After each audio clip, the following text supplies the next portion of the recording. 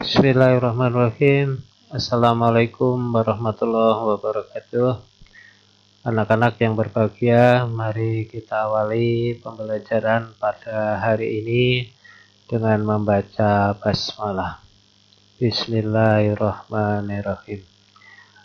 Materi pada hari ini yaitu kelas 11 IPS 3 dan 4, yaitu kedatangan bangsa Eropa di Indonesia. Latar belakang dari kedatangan bangsa Eropa di Indonesia, di mana kita tahu bahwa bangsa Indonesia dari dulu terkenal kaya dengan rempah-rempah yang merupakan barang dagangan penting di Eropa. Pada saat itu orang-orang Eropa membeli rempah-rempah dari Indonesia di kota-kota dagang di sekitar Laut Tengah, terutama di Konstantinopel. Pada tahun 1453, kota Konstantinopel dikuasai oleh kerajaan Turki. Kemudian akibatnya Turki melarang bangsa-bangsa Eropa untuk datang dan berdagang di Konstantinopel. Jatuhnya kota dagang Konstantinopel ke tangan Turki akibat perang salib menyebabkan terputusnya hubungan perdagangan antara Eropa dengan Asia Barat yang berakibat perdagangan rempah-rempah menjadi langka dan sulit dicari di pasaran Eropa. Kelangkaan rempah-rempah inilah yang mendorong bangsa-bangsa Eropa berusaha untuk mencari sumber utama rempah-rempah, terutama yang ada di Indonesia. Latar belakang dan tujuan dari kedatangan orang-orang Eropa adalah secara umum kedatangan bangsa-bangsa Eropa ke Indonesia dilatar belakangi oleh jatuhnya Konstantinopel pada tahun 1453 ke tangan bangsa Turki, kemajuan ilmu dan teknologi, yang ketiga keinginan membuktikan bahwa bumi itu bulat, yang keempat adanya buku Imbaku Mundi yang menceritakan tentang perjalanan seorang musafir dari Venesia, yaitu Marco Polo, ke dunia timur yang akan rempah-rempah dan emas. Yang kelima adanya semangat Reconquista, yaitu semangat pembalasan terhadap kekuasaan Islam. Dan yang keenam adalah keinginan mencari daerah penghasil rempah-rempah. Kemudian tujuan kedatangan bangsa Barat ke Indonesia dibagi menjadi dua. Sebelum abad ke-18 disebut dengan istilah imperialisme kuno. Pada saat itu kedatangan bangsa Eropa didorong adanya semangat 3G, yaitu Gold, Gospel, dan Glory. Gold adalah kekayaan, mencari logam mulia, emas, dan rempah-rempah sebanyak-banyaknya. Gospel menyebarkan agama Nasrani, dan Glory, kejayaan mencari daerah jajahan sebanyak-banyaknya. Namun setelah abad ke-18 berubah menjadi imperialisme modern, di mana imperialisme modern ini mempunyai tujuan yang pertama mendapat bahan baku untuk industri, yang kedua tempat atau daerah pemasaran hasil industri, yang ketiga mendapatkan tenaga kerja yang murah, dan yang keempat tempat menanamkan modal. Bagaimana proses kedatangan bangsa Eropa di Indonesia? Diawali yang pertama adalah bangsa Portugis. Di bawah pimpinan Vasco da Gama, bangsa Portugis tahun 1498 sampai di Calicut, India.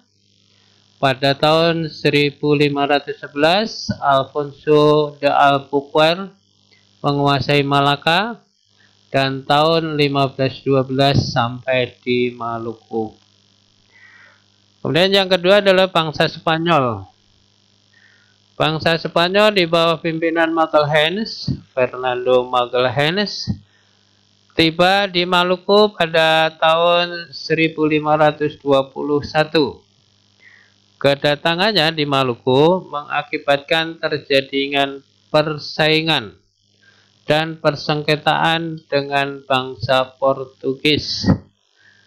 Untuk mengakhiri persaingan tersebut diadakan Perjanjian Saragossa tahun 1592 yang isinya membagi wilayah Portugis untuk menguasai Maluku dan Spanyol menguasai Filipina. Dan yang ketiga adalah bangsa Inggris. Inggris datang ke Asia dipelopori dengan persekutuan dagang mereka, yaitu yang disebut dengan EIC, East Indian Company, yang diberi hak untuk menangani perdagangan di Asia. Akan tetapi, EIC tidak berhasil menanamkan pengaruhnya di Indonesia. Kemudian yang keempat adalah bangsa Belanda yang kita tahu paling lama menguasai Indonesia. Yang pertama di bawah pimpinan Cornelis de Houtman, pada bangsa Belanda ini berhasil mendarat di Banten tahun 1596. Tetapi kedatangannya tidak diterima oleh rakyat. Kemudian kembalilah de Houtman ke Belanda, kemudian disusul ada ekspedisi yang kedua, dipimpin oleh Jacob van Eyck dan berhasil membawa rempah-rempah sehingga mendorong kapal-kapal dagang Belanda untuk datang ke Indonesia. Dengan keberhasilan van Eyck membawa rempah-rempah ke Indonesia, maka didirikanlah Persekutuan Dagang India Timur yang dikenal dengan VOC, First East India Company, pada tahun 1602 di Ambon. Pendirian VOC ini bertujuan untuk menghindari terjadinya persaingan sesama pedagang Belanda. Adapun gubernur jenderal yang diangkat adalah Peter Booth, sehingga VOC sebagai persekutuan dagang memiliki hak-hak istimewa yang berupa: 1. Hak memonopoli perdagangan. Yang kedua, memiliki tentara dan mendirikan benteng. Yang ketiga, mengadakan perjanjian dengan penguasa atau raja-raja setempat. Dan yang keempat, memiliki mata uang sendiri. Kekuasaan VOC di Maluku dalam rangka menguasai perdagangan rempah-rempah di Maluku, VOC berusaha melakukan monopoli perdagangan dengan mengeluarkan peraturan-peraturan sebagai berikut. Yang pertama, rakyat Maluku dilarang menjual rempah-rempah kepada pedagang lain kecuali VOC. Jumlah tanaman rempah-rempah ditentukan oleh VOC dan tempat menanam rempah-rempah ditentukan oleh VOC juga. Kemudian agar pelaksanaan monopoli ini ditaati oleh rakyat Maluku, maka VOC melakukan cara-cara sebagai berikut. Yang pertama ada pelayaran hongi, yaitu pelayaran dengan menggunakan perahu kora-kora yang dipersenjatai guna mengawasi pelaksanaan monopoli. Yang kedua ada hak ekstirpasi, yaitu hak untuk membinasakan tanaman rempah-rempah yang dianggap melebihi ketentuan. Kemudian pada tahun 1792 di Eropa terjadi perang koalisi sehingga mengakibatkan Belanda saat itu memihak kepada sekutu Prancis, dan mulai saat itu kedudukan Belanda di Indonesia mulai mendapat ancaman dari Inggris. Di bawah pimpinan Lord Minto sebagai Gubernur Jenderal Inggris di Calicut atau Kalkuta di India, dikirimkanlah ekspedisi untuk merebut Indonesia dari Belanda.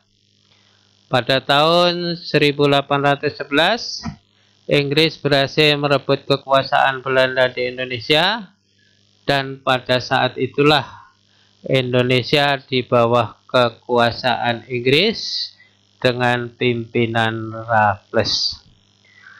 Berdasarkan Konvensi London atau Convention of London tahun 1814, Indonesia diserahkan kembali oleh Inggris kepada Belanda. Pada tahun 1830, pemerintah Belanda mengalami kesulitan keuangan akibat perang kemerdekaan Belgia dan perang Diponegoro. Oleh sebab itulah Gubernur Jenderal Van den Bosch mengusulkan kebijakan yang disebut Kulturstelsel atau sistem tanam paksa. Tujuan utamanya yaitu untuk memperoleh pendapatan yang besar dengan mewajibkan tanaman-tanaman yang laku dan dibutuhkan di pasaran Eropa. Adapun pokok-pokok sistem tanam paksa adalah rakyat wajib menyerahkan 1/5 dari lahan garapannya, lahan yang disediakan wajib dibebaskan dari pembayaran pajak, hasil panen tanaman wajib harus diserahkan kepada pemerintah Belanda, tenaga dan waktu yang diperlukan untuk menggarap tanaman wajib tidak boleh melebihi tenaga atau waktu yang diperlukan. Mereka yang tidak punya tanah wajib bekerja selama 66 hari.